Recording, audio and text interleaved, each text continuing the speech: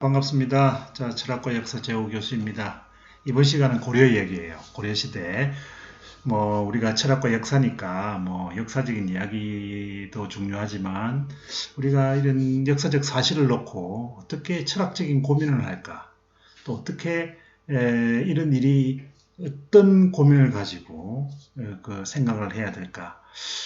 실제 있는 사실만으로 이제 이게 완성이 되고 하나의 행동 양식을 확인하고 또 그다음에 그것이 무슨 일이 있었고 무슨 일이 있었고 또 어떻게 진행되었는가 이런 것을 파악하는 것이 역사라면 또 그것에 대해서 의미 부여를 하고 그것이 인간의 삶에서 어떻게 해석될 수 있는 것인지 그런 것을 찾는 것이 철학적인 영역입니다. 바로 그래서 그런 의미에서 철학과 역사는 늘 함께 공부하고 고민하고 해야 되는 부분이고 비록 고려시대의 이야기를 하지만 고려 이야기라고 했죠. 고려시대의 사실을 통해서 우리가 어떤 고민을 찾아낼 수 있을 것인가 이런 것들을 한번 여러분과 함께 고민하는 겁니다. 과연 고려시대 이야기를 한 6가지 준비를 해왔는데요. 이제 후백제가 통일을 했으면 어땠을까? 왕은 어떤 역할이었을까? 또 행정제도가 곧 신분제도였던 나라, 토지를 통해 인간을 지배하다 이런 것도 있고요. 최충원 이야기를 했어요. 또 왕과 재혼한 고려 여성 이런 이야기를 했는데 제가 이걸 요 6가지 이야기를 그냥 잘 지식을 전달하는 게 중요한 게 아니고 사실은 전체에 걸쳐 있는 이야기예요. 고려시대라는 사실을 통해서 우리가 어떤 모습으로 어떤 시대의 모습을 가지고 있었고 그 시대 정신은 무엇이었고 사람들은 그런 역사적 사건 속에서 어떤 고민을 했을까를 한 사례를 통해서 그러니까 연역적으로 생각한다는 거죠. 한 사례를 통해서 전체를 한번 고민해보는 이런 패턴을 가지고 공부를 하려고 해요. 그래서 이번 여기는 제가 오랜만에 여기 왼쪽에 그죠? 제 얼굴이 이렇게 쭉 나와 있습니다. 그래서 이 참 어떻게 그동안에 어떻게 저도 업그레이드 돼가지고 그동안에 어떻게 얼굴도 모르고 이렇게 했는데 어쨌든 실물을 이렇게 한번 내봤는데 어떤가요? 사진보다는 캐리커처보다는 실물이 훨씬 낫죠? 내가 봐도 웃기네. 그죠? 자, 그러면 다음 장 넘어갑니다. 자, 후백제가 삼국을 통일했다면 어땠을까? 후백제, 실제로는 후백제가 고려가 통일했는데 무슨 또 후백제가 삼국 통일했을까? 이런 이야기를 그래서 후백제가 삼국 통일했으면 어땠을까? 소설 쓰자는 얘기가 아니고요. 우리가 후백제라는 나라를 생각을 할 때 늘 이런 편견을 가지고 있다는 거예요. 뭐냐면은 후백제라면은 여러분 견훤 알죠? 견훤? 견훤이라는 사람 그리고 신검 그죠? 신검이라는 사람 이런 사람들 보면은 대개 보면은 성질이 포악하고 이러잖아요. 본래 망한 나라의 왕들은 되게 포악해요. 왜? 포악해야만이 그 망한 이유를 설명하기 가장 좋거든요. 그래서 늘 이렇게 보면 사람은 도덕적인 거 이걸 가지고 사람을 이렇게 평가를 하게 만듭니다. 그러니까 대체로 보면은 고려 말기에 고려가 왜 망했느냐 다 성질이 포악하고 제대로 합리적이지 못하고 이런 식이에요. 조선 왕조도 왜 망했느냐 도대체 이해 안 되는 행동을 하고 가렴 주고 하고 왕이란 작자가 허구한 날 딴짓하고 무당불렀고 이런 얘기예요. 삼국통일 그 신라 시대도 마찬가지예요. 신라 멸망은 왜 그랬느냐? 우리는 멸망 이렇게 왕조가 멸망한다. 왕조가 멸망한다. 이런 것들을 왕조가 멸망을 할 때 대체로 보면은 도덕적인 결함, 그죠? 도덕적 결함을 이렇게 많이 이렇게 찾아요. 그래서 망한 것이 멸망이 정당하다. 멸망은 정당해. 이런 방식이에요. 그래서 늘 승자의 역사는 승자는 반드시 훌륭해요. 훌륭하게 만드는 거죠. 훌륭하게 만들고 패자는 항상 문제가 있고 비도덕적이고 이런 존재로 만듭니다. 그러면 실제 역사에서 승자와 패자는 사실은 이 둘 사이에는 예? 반드시 이 승자가 자상하고 훌륭하고 이런 것이 아니었다는 겁니다. 먼저 실제에 있어서는 힘이죠. 힘, 파워. 그죠? 파워가 센 사람이 승리를 하는데 이 파워를 도덕적으로 이렇게 도덕적으로 위장한다는 거죠. 치장한다는 치장. 그죠? 이런 거죠. 그래서 어떻게 보면은 왕조가 멸망을 하고 그죠? 왕조가 멸망을 하고 이런 것들이 대부분 보면은 그럴듯한 이유를 가지고 설명을 해요. 그러니까 뭐 왕조는 왕조의 멸망 이유 뭐 대토지 사유 뭐 이런 거 나오죠. 그래서 늘 후백제 멸망을 보고 멸망한 나라들은 반드시 멸망한 이유가 있다. 물론 그렇죠. 사실은 현실에서는 파워가 약해서 그런 거예요. 그죠? 파워가 약하면 힘이 없는 사람은 도덕적으로도 문제가 있느냐? 그죠? 그죠? 힘이 없으니까 결국 이 파워 있는 사람들은 이 도덕성마저도 도덕적이기 때문에 파워가 있었다라고 설명을 하고 싶은 거예요. 그러나 실제로는 이것은 도덕이라는 것은 이 권력, 힘의 또 다른 위장이죠. 그런 면에서 견훤의 아들이 신금이 못났다. 또는 고려 왕조 말기에 공민왕이 이상한 짓을 많이 했다. 또는 순종이 바보가 됐다. 조선 왕조 순종. 또 진성여왕이 이상했다. 이런 것들은 어떻게 보면 실제 역사와는 거리가 먼 이야기예요.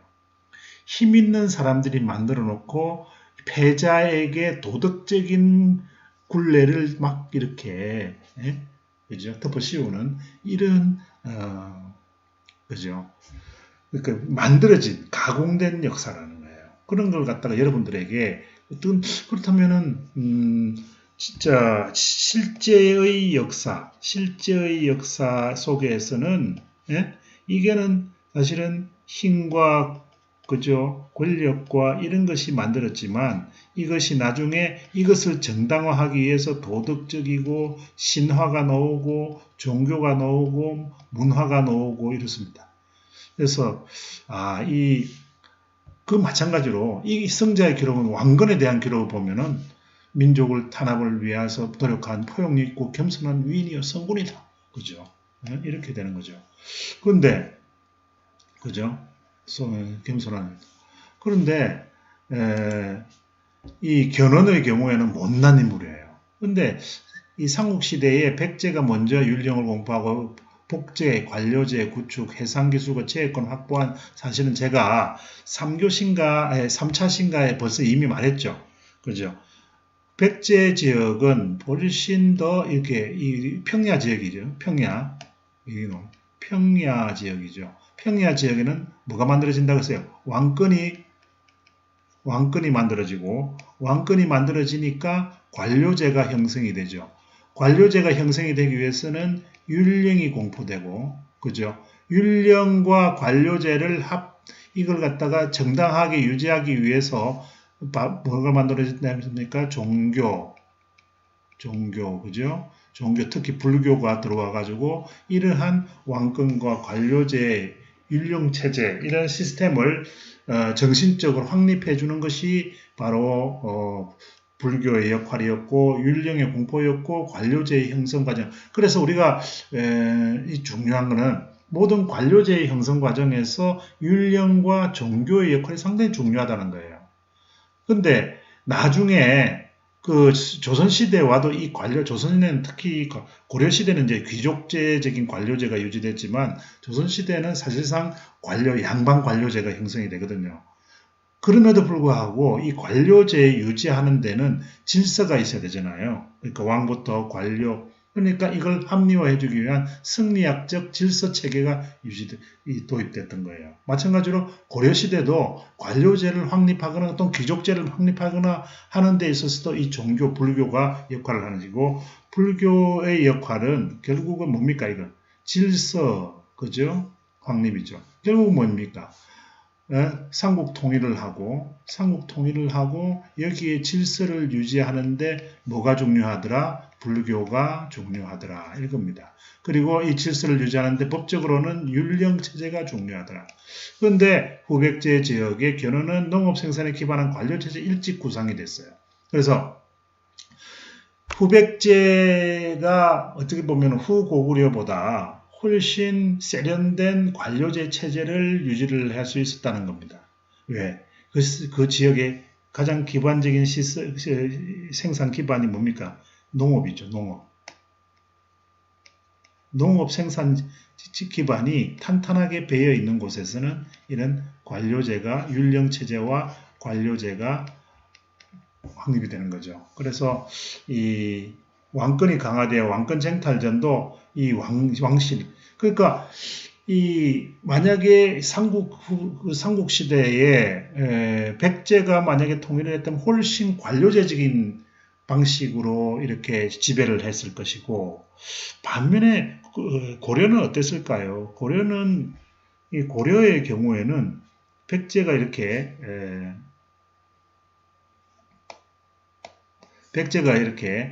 율령, 복제 이렇게 했다면 고려는 어땠을까? 고려는 기본적으로 이 상업 세력, 그죠? 상업 세력, 군진 세력 이런 세력들이 장악을 했어요. 그래서 농업 베이스가 약해. 농업 베이스가 약하니까 이 사람들은 농업이라는 체제 하에서는 관료가 있어야만 농업 질서를 만들고 관계 수로를 만들고 대규모 토목 공사도 하고 하는 거잖아요. 근데 이쪽은 오히려 지방의 활거적인 호족들을 만들어내요. 그래서 고려는 호족 연합 정권으로 갈 수밖에 없어요. 백제는 뭐로 간다 그랬어요? 왕권 중심의 왕권 관료 체제로 간다 그랬죠. 왕권 중심의 관료 체제로 가. 그래서 호족 연합 정권으로 가다 보니까 왕권은 약하고 대신에 후백제는 왕권이 강하죠. 이 대조적인 거예요. 그러면 귀족권은 고려는 강하고 이거는 약하죠. 그죠? 그럼 귀족이 힘이 세려면 뭐가 많아야 돼요? 노비가 많아야 되고. 그죠? 귀족이 힘이 약하려면은 평민이 많아야 되잖아요. 평민이 많아야 되죠. 평민은 왕에 대해서 세금을 많이 내고 노비는 귀족에게 신공을 내고 이런 시스템으로 되는 거예요. 그래서 이 밑에 이 부분은 후백제의 가능성이 크고 이것은 고려의 가능성이 큰 거예요. 고려. 그러니까 역사 발전 단계로 보면 어느 나라가 통일을 하면은 보다 업그레이드 된 나라로 가느냐 하면은 후백제라고 말할 수 있다는 거죠. 그러면 여러분들 질문이 있을 거예요. 교수님, 실제 일어나지 않은 역사도 역사입니까? 역사에는 if가 없다고 하지 않았습니까? 역사에는 가정이 없다. 그죠? 실제 일어난 역사, 만약에 태평양 전쟁에서 일본이 이겼다라고 하면 어떻게 할 거냐? 이런 역사는 없어요, 사실은. 그런데 왜 교수님은 여러분들에게 이 후백제가 이기면은 더 나은 시스템의 나라가 됐을 거다라고 이야기를 하는 거예요. 바로 이것이 역사 수업이 아니기 때문에 그렇습니다. 뭐냐면은 역사 수업 같은 경우에는 이렇게 왜 고려가 삼국을 통일했을까라고 해가지고 그걸 쭉 가르쳐요. 이런 일 했고 이런 일을 했고 이런 일을 했고 결국은 1, 2천 싸움에서 이렇게 해서 삼국 통일을 태조 왕건이 삼국 통일을 했다. 이게 역사라면 우리가 철학과 역사에서는 바로 이렇게 되지 않았을 경우에 역사의 흐름은 어떻게 갔을까? 그죠? 이렇게 고민해보고 거기에는 어떠한 새로운 이념이 반영되어 있을까? 이런 이야기를 하고 싶어서 그런 겁니다. 여러분들의 머릿속을 자유롭게, 그죠? 역사적 사실에만 머물러서 그것을 교조적으로 가르치는 것이 아니라 이 자유롭게 사고하는 방식들을 여러분에게 보여주고 싶어서 후백제가 삼국을 통일했으면 어찌 되었을까? 사실은 엄밀한 말해서 역사적으로는 있을 수 없는 일이죠. 왜? 역사 속에서는 반드시 고려가 삼국을 통일했어요. 그래서 후백제가 삼국을 통일했었으면 어땠을까라는 논문은 없어요. 예. 그러나 여러분들의 우리가 철학과 역사에서는 이런 고민도 한번 해본다. 그러면은 풍성하게 역사적 사실을 이해할 수가 있어요. 고려가 이렇게 갈렸으니까 안 되구나. 결국은 조선왕조라는 나라는 고려가 가졌던 이 A 클래스 있죠. 이 방식, 이거 B라고 한다면은 A 방식으로 가다가 결국 어디로 간다? B 방식으로 가는 것이 조선왕조였다. 그래서 조선왕조는 어떻게 보면은 후백제 방식의 스타일을 그대로 계승한 나라라고 할 수가 있죠. 자, 그래서 왕권이 후백제 같은 경우는 왕권이 강화되어서 쟁탈전이 강화됩니다. 그래서 중농 정책을 쓰고 유교적 관료제를 구성하고 이것이 조선왕조 치국 논리의 근거가 되기도 했지요. 그래서 이 중농 정책을 왜 하죠? 바로 농업 베이스니까, 그죠? 농업 베이스 체제, 이건 조선왕조가 되는 거죠. 그리고 후백제와 조선왕조의 상관성, 역사적인 상관성은 뭐냐면은 농업 베이스에서 국가를 구성하는 것이고, 고려는 농업 베이스라기보다는 상업이나 군진 세력 베이스예요. 그런데 이 점차 호족연합 정권은 의 체계에서 관료제 체제로 고려가 변하죠. 왜? 상업 군진 세력이 나중에 제거되고 고려도 뭐로 바뀐다? 농업 중심 사회로 바뀌어 나가는 겁니다. 농업 중심 사회로 바뀌어 나가면서 이 관료제가 점점 확립이 돼요. 그러나 기본적으로는 호족연합정권에서 출발한 그죠? 귀족제가 우선이었다라는 것을 이야기를 할 수 있어요. 자, 중농정책은 조선왕조의 치국 논리의 근거다라고 이야기를 했죠. 그 다음에 일제강점기에 전라도 지역의 농경지가 개발됐다는 논리가 식민지 근대화라는 거죠. 그래서 이 무슨 말이냐 하면 이 후백제가 있었던 지역이 전라도 지역이잖아요. 전라도 지역인데 전라도 지역이 언제 개발되었느냐 상당히 논쟁이 되고 있어요. 그러니까 지금 크게 논쟁이 되고 있는 게 전라도의 곡창지대는 일제시대에 만들어졌다. 아니다. 우리 미곡창은 삼국시대부터 쭉 해서 조선시대까지 이렇게 우리 민족이 만들어 왔다. 그래서 일제시대에 만들었다는 것은 근대화론자들이 주로 근대화론, 식민지 근대화론이라고 하는 이 요즘 친일 문제가 많은 반일종족주의 이런 주장을 하는 사람들은 전라도 지역의 곡창지대가 된 것은 일제강점기다. 이렇게 해요. 그러면은 아니다. 우리 그 역사학 쪽에서는 삼국시대 이래로 우리 벽골제 이런 게 있었잖아요. 그죠? 이런 것들이 조선시대까지 쭉 오면서 전라도 지역은 곡창이었다. 그러니까 임진왜란 때 그죠? 그 전라도를 지켰죠. 누가? 이순신 장군이. 그게 다 증거에 나타나잖아요. 전라도를 왜 지켰어요? 전라도가 곡창이니까 군량미가 제일 많이 나는 데가 전라도니까 이순신 장군이 전라도를 지켜내면서 이 임진왜란에서 승리를 거둘 수 있는 거두보가 됐잖아요. 바로 임진왜란 자체가 그런 거예요. 그렇다면은 전라도 지역이 과연 이게 상당히 역사적으로 중요합니다. 전라도 지역이 곡창이 된 것은 언제일까? 이게 상당히 중요합니다. 만약에 전라도가 곡창이 된 게 일제시대라면 우리가 이 후백제 지금 방금 여러분들하고 고민했던 후백제라든가 백제라든가 이런 지역에서 일찌감치 이 관료제가 만들어지고 율령체제가 공포되고 불교가 수입되고 하는 이러한 국가 형성의 모습들이 상당히 뭐냐면은 과대평가된 것이라고 이야기를 하는 것이고, 만약에 이 전라도가 곡창이 일제시대가 아니고 조선이라든가 삼국시대 이상으로 올라간다면은 우리나라가 스스로 관료제도 발전시키고 귀족제에서 관료제로 발전시키면서 근대화를 해 나가던 스스로 근대화의 길을 어느 정도는 만들어 가고 있었다라는 이야기를 할 수 있는 거예요. 이런 걸 우리는 내재적 발전이라고 해요. 우리는 바로 이 일제시대라고 보는 식민지 근대화론과 우리가 삼국시대 이래로 쭉 우리 자체적으로도 생산력을 발전시켜 왔다는 내재적 발전론이 싸우게 되는데, 바로 이런 점에서 후백제는 다시 한 번 더 주목을 받아야 되는 거예요. 여러분 생각은 어떻습니까? 후백제가 관료제가 된다는 것은 어떻게 보면은 일제시대가 근대화의 기점이라고 하는 이런 친일적 사고를 이겨낼 수 있는 길이라는 거예요. 이해되십니까? 그게 중요한 거예요, 이게 사실은. 그래서 이미 삼국시대부터 전라도 지역에 농경지가 개발이 되었다. 이거 벽골제가 그래서 이거 사실 지금도 크게 논쟁이 되고 있습니다. 뭐냐면은 벽골제가 과연 벽골제가 이게 방조제냐 이게 저수지냐 이것 때문에 상당히 많이 논쟁이 되고 있어요.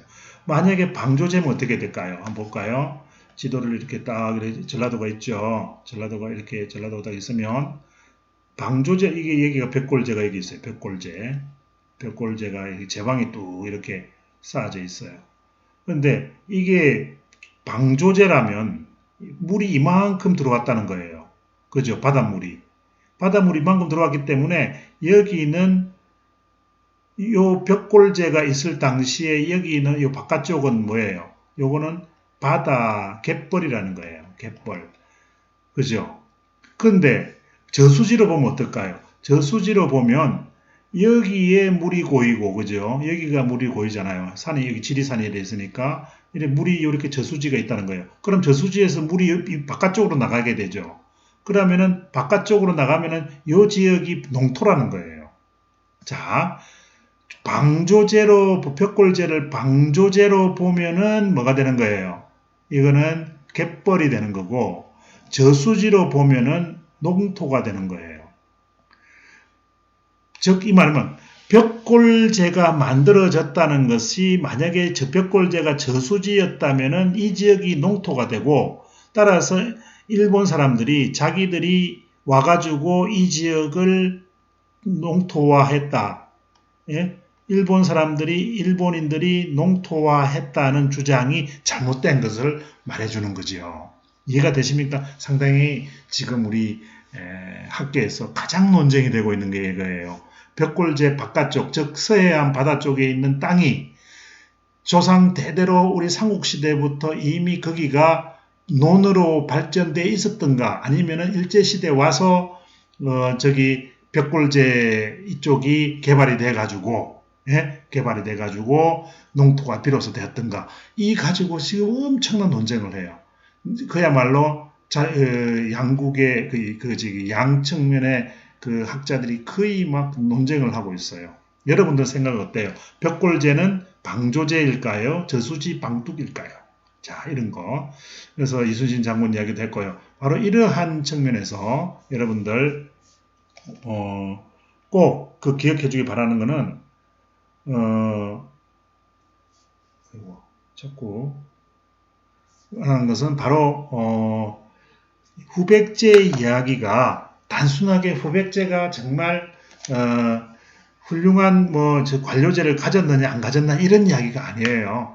결국은 우리 큰 역사 속에서 후백제의 발전 모델과 고려적인 발전 모델 이 두 모델이 끊임없이 쭉 내려왔고 만약에 후백제적인 모델이 쭉 내려와서 이게 조선 왕조로 이어지고 또 조선 후기로 이어지고 일제시대로 이어졌다면 그러한 발전 모델이 어떻게 보면 내재적 발전론이고 일본 사람들이 우리를 지배하지 않아도 우리는 근대화로 갈 준비가 어느 정도는 되고 있었다라는 걸 증거하는 거예요. 근데 반대로 이 후백제의 관료제 형성이 미흡하고 결국은 미흡했으니까 고려에 망했다. 그죠? 그래서 고려는 농업 베이스라기보다는 군진 세력 이런 세력들에 의해서 호족 연합 정권으로 구성이 되어 있었고 이것이 오랫동안 한 500년 동안 귀족제로 있다가 조선 왕조 시대에 와서 그것도 여전히 고려적인 양반 귀족들이 지배를 했고 조선 후기에 약간 실학이 있었지만 실학은 제대로 정권에 집중 못하고 완전히 정체된 사회로 있었고 일본이 들어와 가지고 토지조사 사업을 하고 거기서 조선을 근대화시켜서 오늘날의 대한민국의 발전의 근본이 되었다라고 보는 후자, 즉 식민지 근대화론의 논리가 있는 거예요. 그러니까 여러분 하나의 사물을 보면서 그냥 왕건은 훌륭해, 뭐 견훤은 나빠 이런 방식의 공부를 해가지고는 역사적 통찰력이라는 것을 볼 수가 없어요. 여러분들에게 가르치고 싶은 것은 뭐냐면은 한 사건을 보더라도 이게 오늘날까지 쭉 이어지는, 비록 고려시대 이야기지만 오늘날까지 쭉 이어지는 운동력이 무언가를 한번 여러분과 고민해 보자는 거지요. 자, 두 번째는 왕은 조정자일 뿐이었다라는 내용입니다. 이거 시간표가 자꾸 나오네요. 자, 후백제는 아까 말했듯이 어땠어요? 후백제는 토지와 그 다음에 평야지대에 있었기 때문에 그죠? 관료제가 강화되죠. 그죠? 관료제가 강화되니까 왕권이 커지죠. 관료제가 강화되면 왕권이 커지고 귀족권은 약화되는 겁니다. 대신에 평민은 증가하고 천민은 감소하죠. 그죠? 그래서 평민을 증가시키기 위해서는 노비 안건법을 실시하게 되는 겁니다. 이해가 되죠? 충분히 제가 후백제의 경우를 했습니다. 후백제의 경우는 과거제 같은 경우를 빨리 실시하겠죠. 후백제 같은 발전 모델은. 반대로 고려적인 모델은 뭘까요?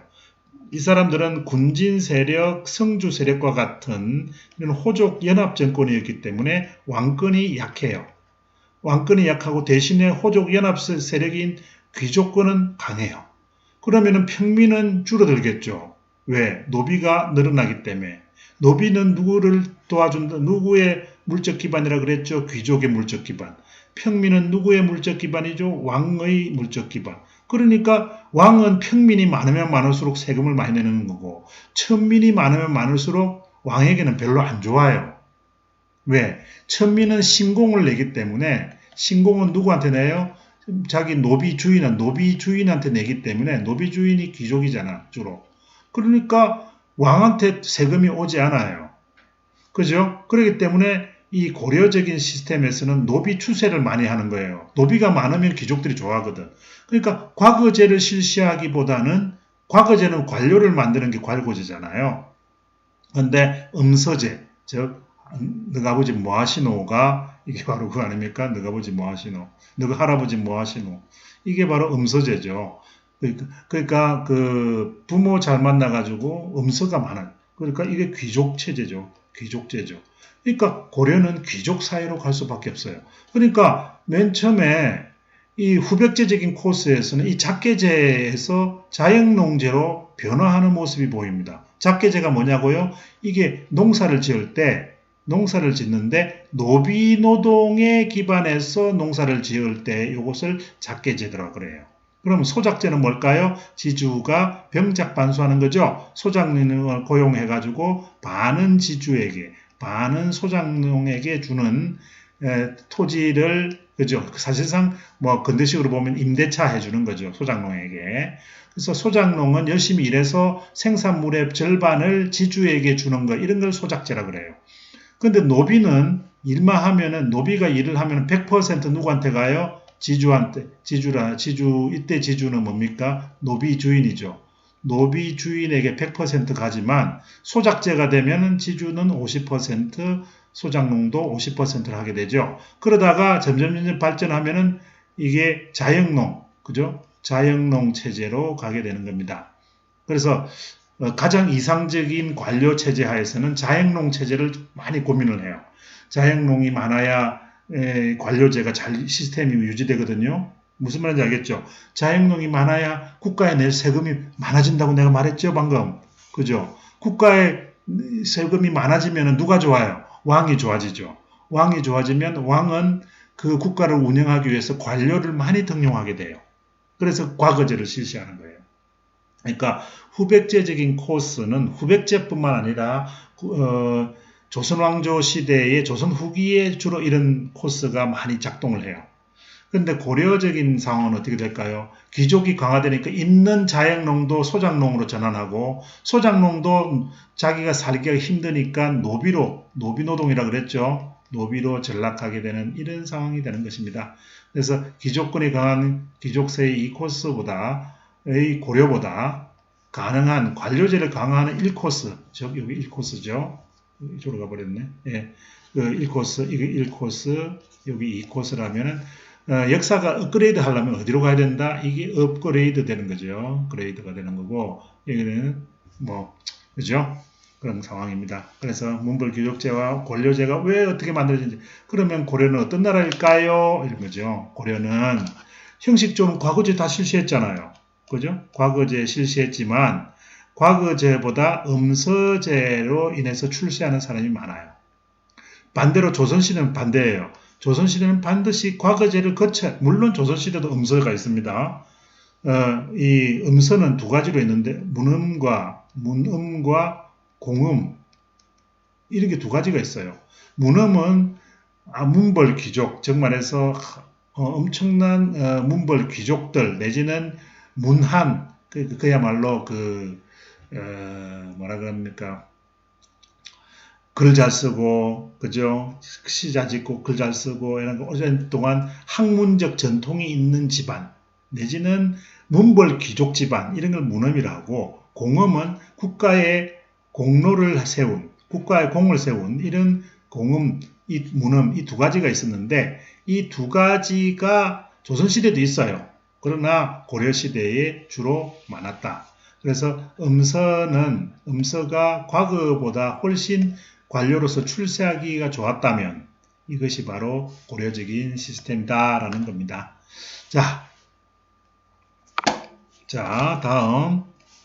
다음 넘어가겠습니다. 자, 황제의 나라 얘기를 했어요. 황제의 나라. 고려가 황제의 나라죠. 자, 고려가 황제의 나라라는 거. 귀족제 사회였는가 관료제 사회였는가. 그래서 이 제일 중요한 건 말입니다. 고려가 관료제 사회였을까라는 것에 대한 질문을 하는 거예요. 즉 말해서 고려는 관료제 사회가 아니다라고 하는 것이 보다 정확한 답이 아닐까 하는 거예요. 물론 형식적으로 과거제가 있어요. 자, 그런데 그러면 어떻게 과거제가 음서제보다 약하다? 이거 어떻게 증거할 수 있을까요? 자, 이거 한번 보십시오. 중국에서는 우리가 장관이죠, 장관. 장관을 뭐라 불러요? 상서라고 불렀어요. 상서. 그래서 조선시대에는 이조 판서라 그랬죠. 이조 판서. 그죠? 자, 고려시대는 상서예요. 근데 이 상서는 품이 4품에서 5품이에요.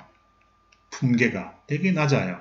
그래서 상서령 밑에 고려시대는 밑에 상서, 육부상서가 있어요. 이부상서, 병부상서 이렇게 있어요. 예를 들어서 육부상서까지 다 있어요. 마지막 공부상서까지. 그러면 이부상서가 상서성 밑에 상서령은 상서성의 대장이에요. 상서성의 대장이고 우리 같으면 정부예요. 그래서 본래 상서령이 사실은 국무총리가 돼야 되는데 자리는 있어도 국무총리가 안 되고 귀족을 그 당시엔 제신이라 그랬는데 귀족들이 모여있는 중서문화성의 대장이 문화시중이거든요. 문화시중이 상서령은 정일품인데 문화시중은 종일품이에요. 종일품. 그래서 문화시중이 낮아요. 상서령보다. 그런데도 문화시중이 고려시대에는 수상이에요. 자, 이해가 되죠? 본래는 상서령이 있어서 이 양반이 충무총리가 돼야 되지만 수상이 돼야 되지만 고려시대에는 중서문화성의 대장인 문화시중이 수상이에요. 그러면은 상서령은 뭐 하는 사람이냐? 이거는 실제의 실직이 아니에요. 실제 이 국무를 총리한다든가 이런 거 안 하고 명예직이에요. 명예직. 이게 문제예요. 그죠? 그러니까 그리고 이것도 이제 이부 상서가 장관이잖아요. 요즘 같았으면은. 그지? 이부 상서가 요즘 같았으면 어떤 장관, 어떤 행정안전부 장관, 뭐, 그죠? 행안부 장관. 뭐 이런 게 될 텐데, 이 이부 상서가 묘우에 중서문화성이 귀족들이 모여 있는다 그랬죠. 귀족들이 모여 있어 가지고 이 사람들이 재신 중에서 판사를 이렇게 이품관이죠. 이품관인 판사를 요 위에서 관리 감독하게 합니다. 즉 이부상서 위에 누가 있다는 거예요? 판이부사가 있는 거예요. 요거는 이품이고 요거는 사품 내지 오품이에요. 그러면은 이품관이면은 요즘 같으면은 대신급인데 사오품관은 공무원급이잖아요. 그러니까 이 이부상서는 판이부사에 종속될 수밖에 없는 거예요. 그러면 이부상서는 그죠? 왕이 임명을 하고 판이부사는 물론 형식적으로 왕이 임명합니다만은 중서문화성에서 오게 됩니다. 재신들이 겸직하게 돼요. 그러면은 이 이부상서라는 관직을 판이부사라는 귀족이 감독하고 있는 거예요. 무슨 말인지 알겠죠? 관직을 귀족이 감독하고 있는 거예요. 그래서 조선왕조가 태종 이방원이 이걸 딱 보니까 이 무슨 귀족들이 말이야, 귀족놈들이 다 그 나라의 중요한 관직을 다 차지하고 있거든. 그러니까 화가 나가지고 이 두 개를 묶어버려요. 그래서 판이부사의 판과 이부상서의 서를 합쳐가지고 이조판서라는 걸 만들어버려요. 그리고 위에 보면은 이조판서, 예조판서, 형조판서 한 거 알죠? 육부판서 이런 것들이 이때 나오게 되는 것입니다. 아시겠습니까? 자, 그래서 고려는 관료제 사회가 아니다라는 거 꼭 기억해 주시고요. 학문적인 능력보다는 혈통을 중시하고 사회적 지지가 세습되는 귀족 사회였다라는 거. 너무나 할 얘기 많아요. 공엄전시법이 세습되는 거죠. 그죠? 이 공엄전은 5품관 이상이면 무조건 다죠. 그러니까 공신이 뭐냐 하면은 공신이란 말은 공엄, 그죠? 공엄전을 주게 되는 이유인데, 공엄전은 조선시대 같으면 공신은, 그죠? 공을 세워야 공신이잖아요. 근데 고려시대 공엄은 5품간 이상이면 무조건 공엄이에요. 참 희한하죠. 이 바로 귀족제적인 전통이 강해서 그렇다라는 겁니다. 가격에 따른 배타적 통권의 형성. 그러면 고려는 가상 관료제냐? 형식적으로는 관료제 사회예요. 그죠?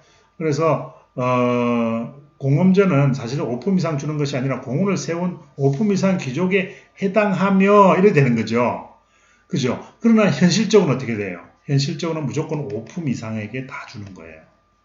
예? 5품 이상에게 몽땅 그래서 주는 형식이에요. 그래서 형식은 과거제가 기본적인 관료 등속 방식인데, 그죠? 이런 걸 보면서, 공음전 이런 걸 보면은 완전해져. 그래서 이것은 고려는 어느 정도, 절충된, 그죠? 가상관료제 사회다. 그러니까, 본래 가상관료제라는 건 뭐냐면은, 왕이 자기의 재산, 그죠? 귀족이 자기의 재산을 가지고 가신을 만들어가지고 하나의 영역을 만드는 제도예요. 그러나 제가 여기서 사용하는 것은 뭐냐면은 유사 관료제다. 관료제는 분명히 존재했어요. 고려시대에. 문화시중부터 18품과가 다 있었으니까. 그렇지만은 관료제 사회라고 보기는 어렵다. 그러나 유사 관료제의 모습은 나타난다라는 거 꼭 기억해 주기 바랍니다.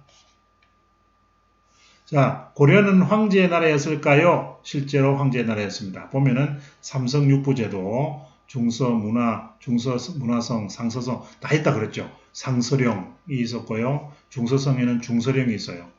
대신에 형식은 중국식으로 가졌지만 이 사람은 명예직이었다는 걸 이야기했죠. 실제로 대장은 누구라 그랬어요? 문화시중이 대장입니다. 수상입니다. 알겠죠? 황제국과 동일한 모습을. 그 다음에 송나라의 모습에 중추원과 삼사, 중추원의 추신이 있었어요. 그래서 여기 추신은 직급은 낮았지만 군국 기물을 장악하고 있기 때문에 왜 군대에서도 옛날에 기무사령부가 유명했잖아요. 그죠? 계급은 낮아도 제일 파워가 있던 게 기무사령부 아니었습니까? 그죠? 안전기획부, 국정원. 그래서 바로 이렇게 중추원은 그런 궁극 기물을 가지기 때문에 추신이라 그랬어요. 그리고 중서성에 있던 신은 제신이라 그러고, 그래서 제신과 추신을 합쳐서 제추라고 했어요. 제추회의가 있었고요. 이 사람들이 모여서 회당을 하다 보니까 이게 나중에 도당이 되는 거예요. 도당. 이 도평의 사사. 이렇게 해가지고 그야말로 합자기구가 되는 거죠. 그래서 제추회의가 있었습니다. 자, 그 다음에 독자적으로 우리나라만 만드는 식목도가 이거 우리 율령을 만드는 조직이에요. 율령격식이라는데 이 우리 요즘 같으면 시행령, 시행규칙 뭐 이렇게 법률에도 이 순서가 있잖아요. 높낮이가 이런 것을 식목도 나무 심는다는 뜻은 식목이 아니고 이것은 그 법률이에요. 법률. 도병마사라는 것은 양계, 본래는 양계가 국계와 동계잖아요. 한경도와 평안도 지역. 동계 지역의 변방의 일을 도병마의 일을 모두 맡아서 한다 뜻이에요. 그러는데 이 도병마사가 합자기구로 됩니다. 이게 제추회의가 되면서 제추회의와 연결되면서 제추회의가 도병마사의 모습을 띠게 되고 이 도병마사가 도당이 되고 도당이 도평의 사사가 되는 이런 식으로 갑니다. 그 다음에 칠묘제도가 이렇게 묘에 가면은 이렇게 양쪽으로 소목들이 중앙에 태조의 영전이 있고 여기 왼쪽 3개, 오른쪽 3개 해가지고 이렇게 신주를 이렇게 모셔요. 그래서 묘를 칠묘제 이렇게 칠묘제를 만드는 것. 그리고 궁궐을 문을 이렇게 조선왕조의 궁궐 문을 이렇게 보면 이게 무슨 문 광화문 여기 맨 앞에 광화문이잖아요. 광화문에서 근정전까지 들어가는 데가 5문이죠. 5개 대문이 있었는데 고려시대에는 7개의 대문이 있었어요. 이거는 황제 그거요. 고려시대 자주 원구단을 만들어가지고 하늘의 제사를 지내요. 하늘의 제사를 지낼 수 있는 것은 천자만 할 수 있습니다. 그리고 고려 말 공양왕도 스스로는 폐하라 그랬고 짐은 그랬고 조서라 그랬고 제서, 칙서 이런 말을 써요. 그리고 금나라 황제도 대금 황제, 기서우, 고려국 황제 이렇게 뭔 말이냐면 대금 황제가 고려국 황제에게 편지를 보내노라라는 이런 글을 그 당시에 외교 문서에 나옵니다. 이런 걸 볼 때 고려는 황제국을 자처했다. 그렇지만 또 한편으로 보면은 중국으로부터 책봉을 받아요.